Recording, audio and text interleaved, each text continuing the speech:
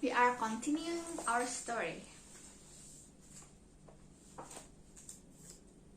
Last time we are talking about Gestalt, and now we are in page 130 in the chapter Directing the Story. Grouping into the wholes. Do you see a collection of sport or something else? Grouping into whole is a key Gestalt principle that states that we tend to group individual items into clusters. The mind say closure and wholeness. The greater than wholesome part of it, the Gestalt usually this following way: the whole is greater than the sum of the part. A little more information is the form of a gray background makes a figure image clearly. Closure is related to principle. We tend to receive a close figure in the gray of the previous image, provide the closure of that entirely image of sport merely implied. Closure works on various levels. It works on our perceptual level, but it also works on our story level. We expect closure from our storytellers. In other words, we want all those loose ends tied up. Figure or ground. The second key concept of Gestalt perception is that of a figure-ground relationship. This relates to attention theory on our speaking metaphor. Our figure become prominent at the time, and we perceive figures and a ground recedence from our attention. In this drawing, it's hard to differentiate or separate the figure from the ground. The man blends into the line of work. Adding some tone helps separate the figure from the background, and it's now easy to see the man when we pay attention to the man and the background recedes. However, if we look at something else in the scene, the figure-ground relationship shifts to different figure. What was once a figure now becomes a part of a ground thing. Things in the background doesn't disappear. They are there if something shifts in our attention. Optical illusion can present resistible figures. Whenever the figure becomes ground and vice versa, it is like two images in one. But we only see one at a time. Our perception switch between the two. Here we are, keyhole, a negative space. Wait, maybe it's a chest spout, a solid volume. Context helps specify the meaning of the shapes. Here is the same shape, but it is in the context of the keyhole. Now the context of chessboard. The shape becomes a chess piece, a pawn. Good continuity. Good continuity stage that we tend to assume things are whole, not the fragments. We assume a continuous figure even if we cannot see the whole thing. We see the outline of person, define a collection of sport. We don't see a collection of random sport. Grouping the proximity. Our perception processing tend to organize things that are close together and relate in some way as a group.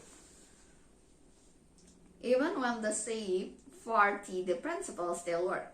The proximity overrides the shape difference. Grouping by similarity. When an object similar in the same way, they are seen to belong together. Grouping by common relation. Items enclosed in a common area are seen to belong together. Grouping by connectedness. When items are connected in some way, they are perceived as belonging together. Symmetry. Symmetrical figures are tend to be clustered into wholes. Utilization of Gestalt. Directing is directing attention and avoiding the distraction. The direction has to show the audience what to look at. Let's say we have a party scene. How do we make our main character stand out from the crowd? Well, we have seen the group applies the things that are alike in some way, which include proximity and or being close to each other. So we dress the main character differently or have them stand apart from the crowd. If everyone is a muted color and our hero wears black and white, the crowd will be perceived as a group and the hero will stand out. Another method is to have the hero facing the opposite way from everyone else. What happens when there are two people? They organize into the gestalt of a couple. We see them together in everything else fade into the background. Perceptual difference. Most of the time, our perceptual process runs smoothly in the background and our mind. We see the word without having to think about it. There are times when this process is brought in our attention. For example, with optical illusion, it is possible for perceptual illusion to create seemingly supernatural effect. I experienced this one night when I was a kid. I had a flashlight and went to take my dog out for a walk. I pointed the light outside the glass door and was terrified. There, outside, was a horrible red-eye monster. I ran.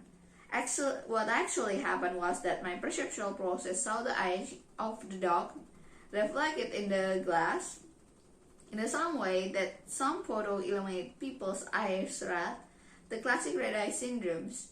My dog's eyes looked red. The meaning I gave to it was that there was something outside with glowing red eyes. Here we see a group of a bird. We don't see individual bird. What we see is organized into the gestalt of a flock of birds. As we attend of a thing, gestalt keeps shifting. Even our language is organized according to gestalt principle. We even have names for them: flock, herd, couple, gangs.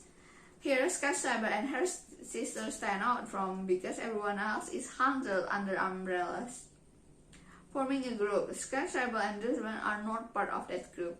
Our mind seeks wholeness and closure. Figure our ground relationships see complete figures. Lightning is used in a movie to effectively separate a figure from the background. Figure that doesn't provide this wholeness or closure create tension. The need for closure is what drives us to continue watching story. When a story question is raised, it creates tension. We watch the story to despite the tension.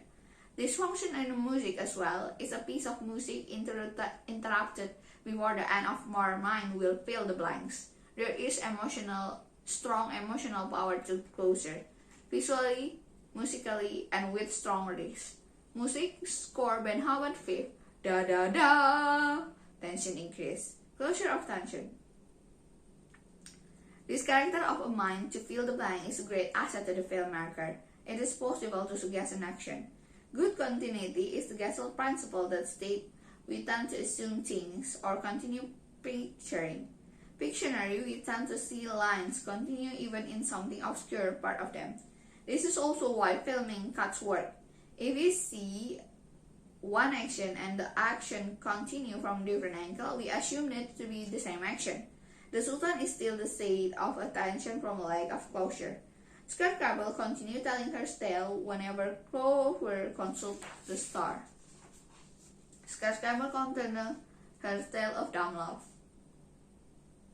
Clover voiceover: "Where are you taking me?" Daisy and Wells bring Clover to the fortune teller, Madame Crowley tells. They knock on the door. Madame: I was expecting you. You were? I didn't even know you were coming. Clover sit down. The room darkness. The crystal began to glow. Madame Crowley invoked the spirit of true love. The ball grew brightly. An image slowly emerged. It's a figure of a rock bridge. We start to see who it is. It's Goo, Madame. Who? Daisy and Wells are startled. They try to get Madame to steer Clover away from Goo. The great know-it-all mystic doesn't get it. As they continue gathering, Clover seems something.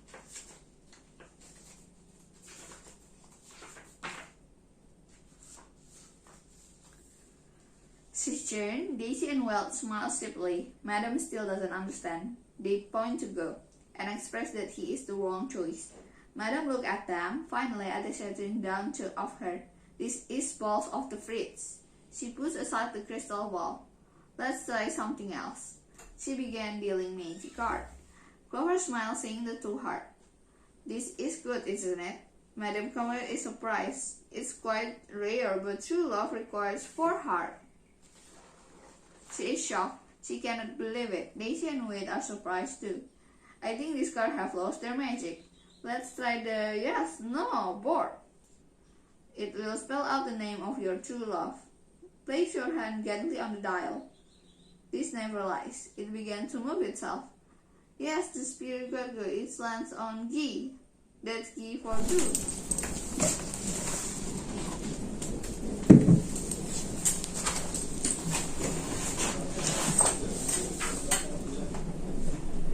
That can't be right. She tries to pull it away. But it stay on the G, it won't budge. Madam know it stucks with all her might and it returned to G. She screamed and ran out of her fortune-telling parlor. Well, this will be a great place for a caper joke. The caper jokes a final joke that skins some on the whole story. Daly and Clover look at her, the Sultan laughed. Scrabble glides and her sister, the next drawing is prepared. The cat felt side of the town is all up to the hall. Goo and Stick walk back. Walking backward, they walk into the road bridge. Goo, great seeing you, taking our call. The guard waved goodbye. The guard stand at attention. Suddenly it hits him. He turns angrily to find nothing. The bridge is empty. The guard is more confused than ever. Below the bridge, two figures make their way across. Sticks, did I ever mention I'm afraid of height? You'll be fine, you just don't look down. A piece of bridge falls down and falls into a breeze below. Now you tell me. Help, Stick help Goo up. The most sticky to everything. Wait, I've got an idea. Tonight, you're Stick Karina. It's a perfect disguise. How do I look? Gooey. Get it? Gooey. Smack. Goo and Stick approach the entrance to the ball, wearing their dresses and most have discussed, and finally Goo get to meet her. They are here. Suddenly they are grabbed. Guard, got you! Two catch Quill guard take them. The guard pushed them into a door. Slam! All goes dark. It doesn't look good. It doesn't look like anything. It's too dark. Spotlight filled them. They realize they're surrounded by people who are waiting. They speak. They think we're performance. What should we do? Follow my lead. Six start dancing. The audience start to ding them. They began to Macarena. The band followed their lead. Cupid appeared next to Goo. Goo look and sees. They are back of the room. It's Clover. Goo light up. Go, it's her. Goo began to walk off the Stick noticed. He started off Cockna line in a cover. Stick get people to join them in line. The line grows. The audience loved their show. Goo waved the line around the place Clover. Goo smiled at Clover. Clover doesn't recognize Goo. Goo is puzzled. He takes off his glass Stick's freaks. Clover recognizes Goo. Goo is found out. Everyone looks. Goo is surrounded by cat-filled short men. Goo grabs the sword. He rises in the air. It goes in the glider. It light. Why is my sword on fire? Goo's sword is a Roman candle. Fireworks shoot off a Goo's sword. Clover is fearful for Goo. Fireworks fly and Catfield catch up. Skysummer is slowing down. The Sultan knows this. The hour grows late. Let us relight our dream and continue tomorrow. Skysummer blow off the candle. The palace sleeps peacefully. Well, Goo got to see Clover again, but now he will have to pay for his subjugation. The pendulum has swung back to her fear, but this wavering between hope and fear has kept the Sultan on the edge of this seat. Things are looping out for Grand Ensemble. Director as a magician. The final art that we will explore about directing attention is magic. Nathaniel Schiffman, author of Abracaba, asks a very interesting question. We have yet to answer the basic question, what is magic? Really? We know magic is fake, we know it relies on sort of deception, but what is it that some description work while the other are do not? Why are some fakes possible while others stand out from sort charm? For instance, a cartoon is fake, mere drawing on a paper. That is pretty obvious. A sculpture is fake, made of a rock.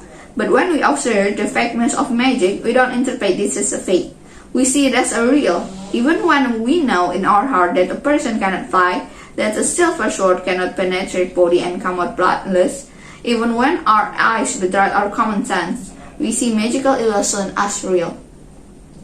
Why is that? What is this stuff that magic made our fake and yet real at the same time? We could have been talking about movies. We watch them and know that they are not real, yet we go along for a ride and move to tears and laugh by them. How can they be fake yet real at the same time? The unconscious mind cannot tell the difference between what is real and what is imagined vividly emotionally. We rationally know that the movie is a fake, but our emotion and body respond if they were real. We feel excitement, the explosive release of laughter, see real tears from beginning touch, while in our body and our heart rates change. Our palms sweat and we feel the rush of adrenaline. Film need to engage our conscious mind as well as our body. A movie can be a magic with eccentricities and giant, but it must be placeable. We set up rules from a word and we must play within the rules of the audience. We'll fill up with half cheated and withdraw from our story. State magic is like Professor Puzzle in the sense of the magic is based upon initial assumption. The magician presents a logical proof but obscures the fact that the original assumption that no trickery will be used. It's actually the conclusion that we are meant to draw from the act. In any case, it is invalid assumption because the magician certainly does use trickery in one form or another. A magician consists of visual cues. These visual cues are how we direct the audience's attention. Let's look at what magicians do to see if we can learn the secret. A philanthropist is a type of magician. The philanthropist misdirects us. He looks the dummy and makes the dummy look at him when he talks. He acts as if dummy is alive. That is the key of creating effective magic. Acting. So, a good director is not really a director at all, but rather a master of misdirection. Furthermore, as you watch magicians performing, you will often see the more experienced one using one kind of misdirection as a cover-up for another kind. They make it look they are hiding something spatially, when in fact they are hiding it temporarily. Sometimes they accidentally mess up the tricks along a misdirection to fool the audience into believing that the method of secrecy they are using for that trick. In a sense, the whole film is a magic trick. In fact, in German, an animated film is literally a trick film. The complete story is made from a fragment, some of which never exist in the real world. The illusion is furthered by the mind linking up the sound with the picture, even though in reality there may be no connection. It is an illusion where the whole truly is greater than the sum of the parts. Magicians use the same type of structuring as a storyteller. They tell a story about magician properties. This is known as pater. Pater is magician script. Magic word hocus pocus, abracadabra, and other nonsense words are still used, mostly for comedian effect nowadays, and sometimes to dramatize a particular moment in the course of an illusion. However, modern pattern is more likely to be very straightforward and substantially much more descriptive. Words are used to introduction an illusion, often by setting a skin of nostalgic childhood of faraway lands by creating some other emotion in the listener. Words are used to fill a performance to enhance with a fanciful story. And of course, words are used to misdirect and direct. In ambiguous situations, the magician's word can be extra sharp that push people's mind to accept one reality for another. In selecting his word carefully, the magician elicits certain proximity